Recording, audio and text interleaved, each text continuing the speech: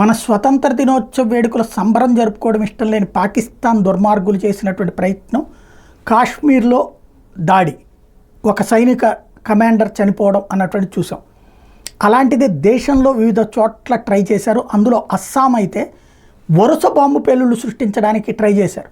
కాకపోతే దేశం అదృష్టం బాగుంది, టెక్నికల్ ఫెయిల్యూర్తో బతికిపోయాం. లేకపోతే అస్సాం వరుస బ్లాస్టులు జరిగి ఉండేవి. స్వతంత్ర దినోత్సవం సందర్భంగా అస్సాం వ్యాప్తంగా వరుస బాంబు పేలుళ్ళకి నిషేధిత ఉగ్రవాద సంస్థ United liberation front of Assam independent చేసిన ప్రయత్నం ఫలించలేదు. ఇది పాకిస్తాన్ ప్రోత్సాహంతో నడిచేటటువంటిది.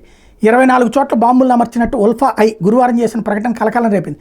అయితే సాంకేతిక వైఫల్యం కారణంగా ఈ బాంబులు పేలలేదని మీడియా సంస్థలకు ఈమెయిల్ ద్వారా సమాచారం ఇచ్చింది.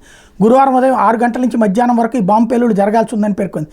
అయితే ఈ ప్రణాళిక అమల్లో విఫలమైనట్టు చెప్పింది. ఈ నేపథ్యంలో పేలుడు పదార్థాలు నిర్వీర్యం చేయడంలో ప్రజలు సహకరించాలని కోరింది. 19 బాంబులను అమర్చిన ప్రదేశాల చిత్రాలను వెల్లడించిన ఉల్ఫా మిగతా 5 ప్రదేశాల వివరాలు మాత్రం తెలియజేయలేదు. స్వతంత్ర దినోత్సవం సందర్భంగా రాష్ట్ర సీఎం హిమంత బిశ్వ శర్మ ప్రసంగం పూర్తయి నిమిషాల్లోనే ఈమెయిల్ను ఉల్ఫా పంపింది.